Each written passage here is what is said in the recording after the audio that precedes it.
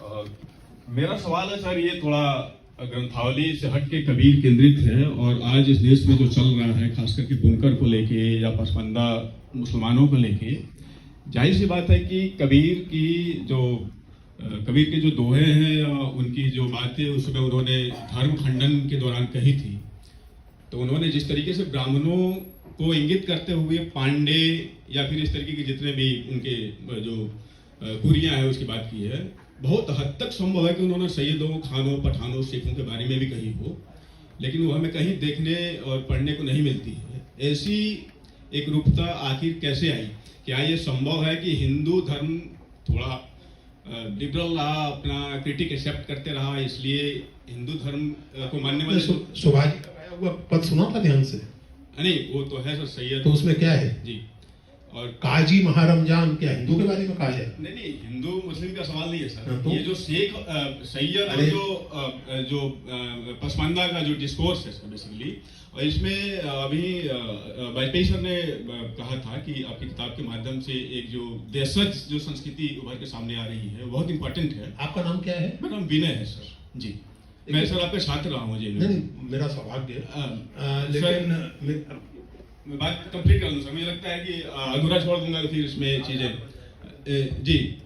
तो आज पसमानदा जो कि डिस्कोर्स से बहुत नया नहीं है सर, बहुत पुराना है।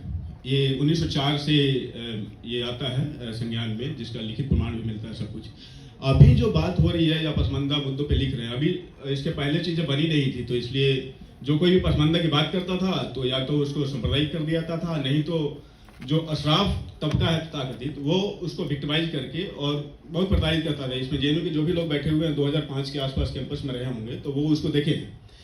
तो इन पुस्तकों के माध्यम से और बाकी जो चीजें चल रही है सर, जब बुनकर सम्मेलन चल रहा हो और देश में पसमानदा का उभार चल रहा हो, तो इसको सर कैसे देख सकते हैं? क्या ये बात केवल राजनीतिक है या फिर इसको एक बौद्धिक विमर्श के माध्यम से भी समझ सकते हैं सर? धन्यवाद। मुझे जब पसमानदा डिस्कोर्स पर लिखना होगा, वैसे मैं थोड़ा बहुत लिख चुका हूँ पसमानदा डिस्कोर्स पर वर्षों पहले, 20 साल पहले मैंने लिखा है पसमानदा पॉलिटिक्स पर। तो जब पसमानदा पॉलिटिक्स पर मुझे लिखना होगा तो मैं अलग से लिखूंगा, पसमानदा पॉलिटिक्स या हिंदू पॉलिटिक्स या मुस्लिम पॉलिटिक्स और व्हाटएवर। अभी हम लोग कबीर तक अपनी बात सीमित रखें। एक बात का हमें ध्यान रखना चाहिए, और कविता पढ़ते समय सेंसिटिविटी बहुत जरूरी होती है, कि कविता में बहुत सारी चीजें ऐसी होती हैं जो बिटवीन द लाइन्स होती हैं। और अगर आप, मुझे नहीं पता कि आपने कबीर को कितना पढ़ा है कितना नहीं पढ़ा है, अगर आप कबीर को पढ़ें तो उसमें आपको शेख भी मिल जाएंगे और सैयद भी मिल जाएंगे, और आलोचनात्मक उल्लेखों के तौर पर ही मिलेंगे। ऐसा कुछ नहीं है कि कबीर केवल पांडे को टारगेट कर रहे हैं, उन्होंने शेखों को भी टारगेट किया है, सैयदों को भी टारगेट किया है, काजियों को भी टारगेट किया है, मुल्लाओं को भी टारगेट किया है, सबको टारगेट किया है, जो भी उन्हें ठीक नहीं लगता उसको टारगेट किया है।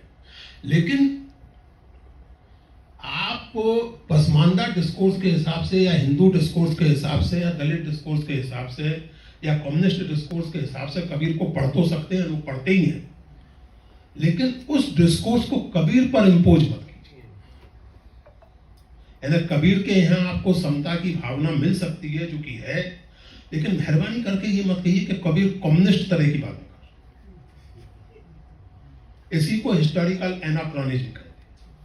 और इसी के सिलसिले में मैंने निवेदन किया कि अतीत की अतीतता का सम्मान करना चाहिए। पसमानदा डिस्कोर्स आपने कहा 1904 का है, कबीर के समय डिस्कोर्स क्या रहा होगा? कबीर किस डिस्कोर्स से अपनी शब्दावली लेते थे? खोज उसकी होनी चाहिए। और अगर आप उस तरह देखें तो कबीर के यहाँ उनके अपने समय के डिस्कोर्स के प्रति संवेदनशीलता और सजगता भरपूर मिलती है, और शब्दावली में वो बात झलकती है। एक सवाल में